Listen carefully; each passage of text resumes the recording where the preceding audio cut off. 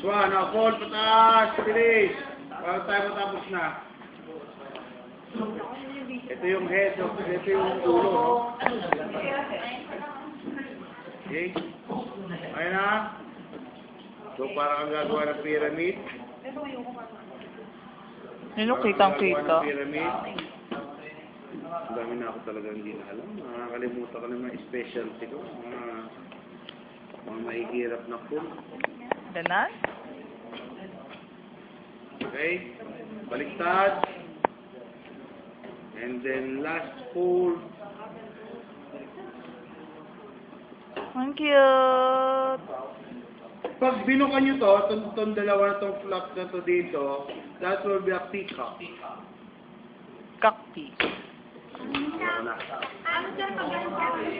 Balik na rin mo. Yan, tapos fold pataas. No, yung kabila. Yan. Hold mo, yan.